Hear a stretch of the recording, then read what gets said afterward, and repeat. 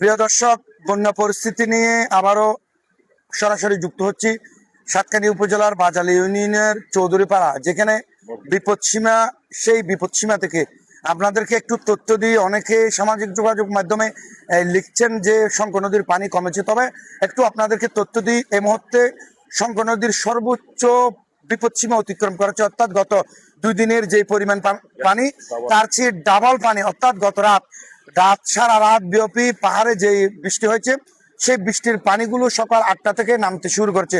ইতিমধ্যে সর্বোচ্চ বেশি পরিমাণ পানি এবং সর্বোচ্চ বিপদসীমার উপর দিয়ে পানি প্রবাহিত হচ্ছে শঙ্কর নদীর, যার পরবর্তীতে দেখা যাবে আবারও বন্যা পরিস্থিতির চরম অবনতি। ইতিমধ্যে আমরা গত 2-3 দিনের যে পানিগুলো দেখেছিলাম, সেখানে পানির এতটা গর্জন ছিল না এবং এত আওয়াজ ছিল না। সকাল 8টা থেকে সর্বোচ্চ এখন আওয়াজ, গর্জন এবং একেবারে ভেঙে নিয়ে যাচ্ছে চারপাশ আশেপাশের এই শঙ্কর নদীতে।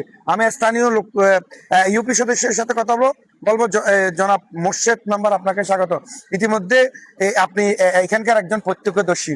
পানির সর্বোচ্চ পরিমাণ কি আজকে না গত কালকে পড়ছে?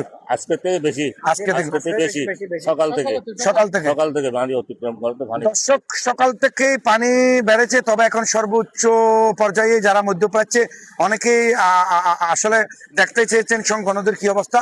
দর্শক, এই মুহূর্তে শঙ্কর নদীর সর্বশেষ আপনাদেরকে তথ্যটি জানিয়ে দিলাম।